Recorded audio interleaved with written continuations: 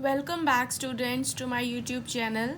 आज के इस वीडियो में हम क्लास 12th मैथ्स एनसीईआरटी के चैप्टर 10 वेक्टर अलजेब्रा के कुछ इंपॉर्टेंट क्वेश्चन सॉल्व करेंगे।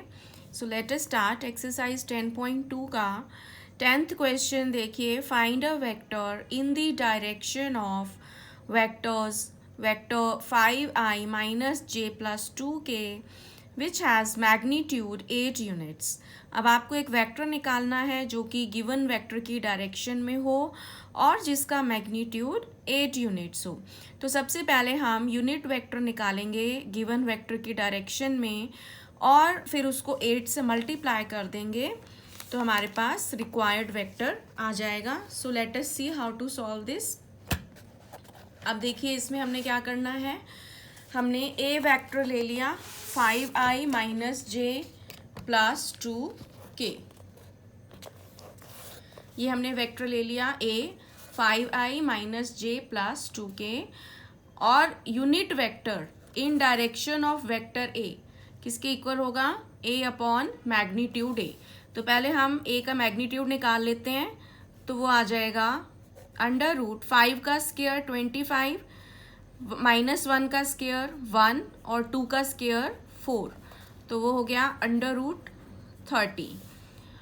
तो यूनिट वेक्टर कितना आ गया हमारे पास 5i minus j plus 2k upon under root 30।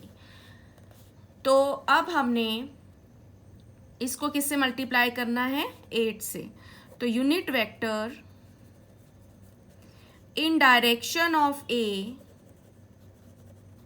with magnitude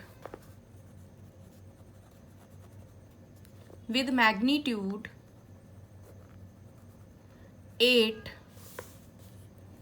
is given by 8 से आप इसको मल्टीप्लाई कर दो तो ये बन जाएगा 8 into 5i minus j plus 2k upon under root 30 और 8 से मल्टीप्लाई कर देंगे हर एक एलिमेंट को।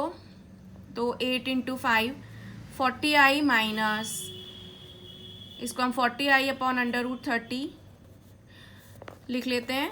अगला आ जाएगा minus 8 upon under root 30 j then plus 16 upon under root 30 के। So this is the way we get the unit vector in direction of A with magnitude 8।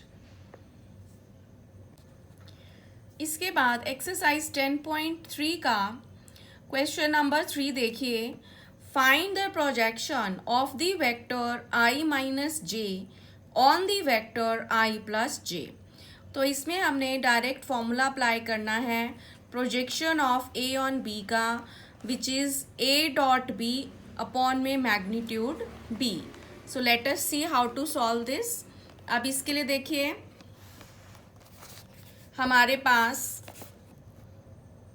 ये दिया हुआ है a को हमने ले लिया i माइनस जे और b को हमने ले लिया i प्लस जे।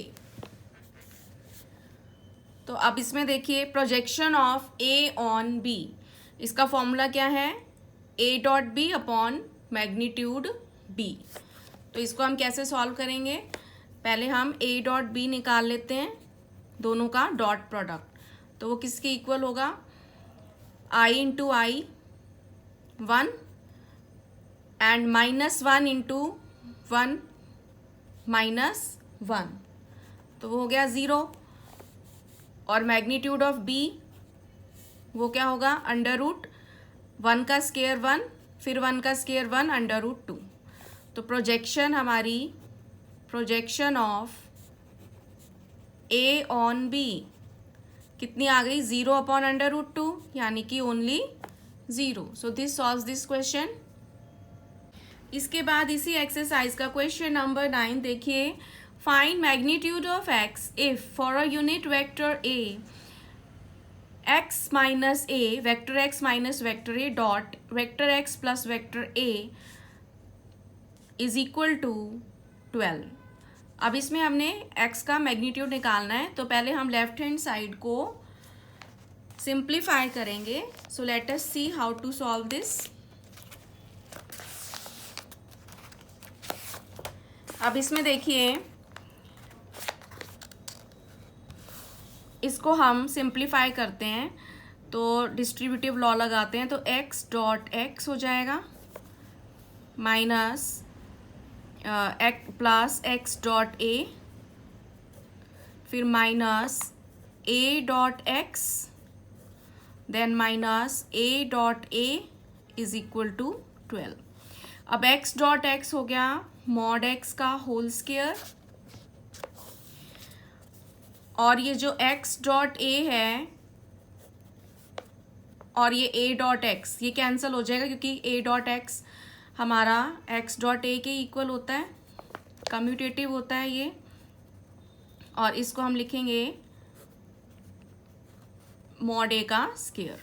तो ये कैंसिल हो गया x डॉट a से x डॉट a, और मॉड a हमें किसके, मैग्नीट्यूड ऑफ a हमें किसके इक्वल दे रखा है, यूनिट वेक्टर है a, तो मैग्नीट्यूड ऑफ a कितना होगा 1, because a is a unit vector.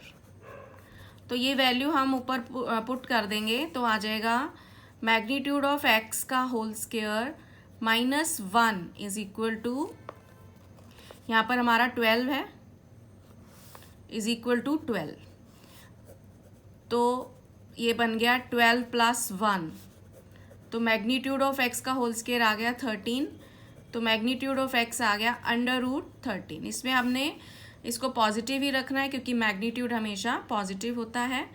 So this solves this question.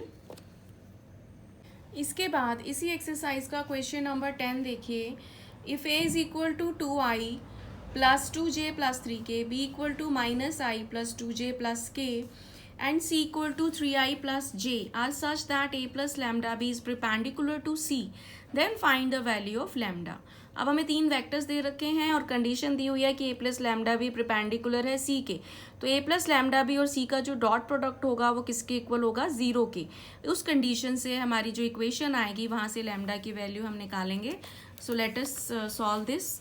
अब इसमें देखिए हमें क्या दिया हुआ है, A B C vector given है, तो सबसे पहले हम a प्लस लैम्डा भी निकाल लेते हैं, तो वो किसके इक्वल होगा 2 माइनस लैम्डा आई प्लस में जे का कोफिशिएंट क्या बनेगा 2 प्लस 2 लैम्डा, और प्लस में के का कोफिशिएंट आ जाएगा 3 प्लस लैम्डा। अब हमें पता है कि ये परपेंडिकुलर अगर हैं तो a plus lambda B dot C वो किसके इक्वल होगा 0 के, तो इन दोनों का हम डॉट प्रोडक्ट लेते हैं, तो 3 इंटू 2 माइनस लैम्डा प्लस में 1 इंटू 2 प्लस 2 लैम्डा प्लस में 0 into 3 plus lambda is equal to 0। तो इसको सॉल्व करेंगे तो ये बन गया 6 minus 3 lambda plus 2 lambda is equal to 0। तो -3 ये हो जाएगा minus lambda plus 8 is equal to 0, minus lambda equal to -8, तो लैम्डा की वैल्यू कितनी आ जाती है 8। सो दिस सॉल्व्स दिस क्वेश्चन।